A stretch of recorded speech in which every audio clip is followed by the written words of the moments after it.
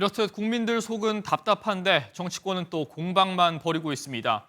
민주당은 대란의 원인이 전 정부에 있다고 책임을 돌린 반면 국민의힘은 현 정부가 위기 대응 능력이 없다면서 대통령 사과를 요구했습니다.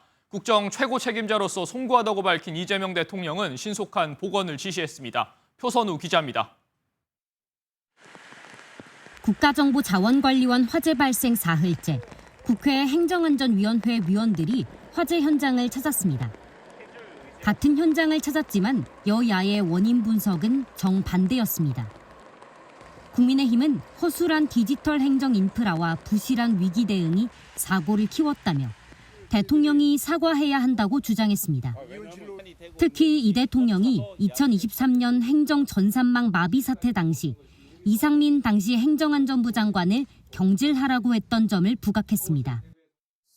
대통령이 사과를 해야 되고 행안부 장관을 경질을 해야 된다고 본인이 목소리 높여서 이야기했습니다.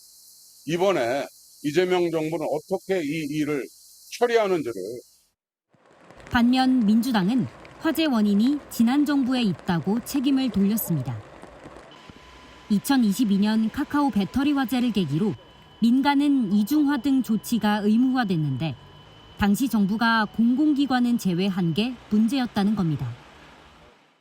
지난 정부에서 배터리와 서버를 이중화하는 그런 이중화 작업들이 제대로 진행되지 못했던 부분들, 특히 예산을 제대로 수립하지 못했던 부분. 직접 중대본 회의를 주재한 이재명 대통령은 국민께 송구하다며 예측 가능한 일에 대비책이 없었던 점에 철저한 조사가 필요하다고 강조했습니다.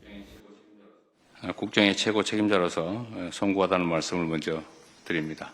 보안 안전 문제에 관한 한 원점에서부터 기초부터 철저히 점검해서 혹이라도 문제 요인이 있는지를 다 조사해 주시기 바랍니다.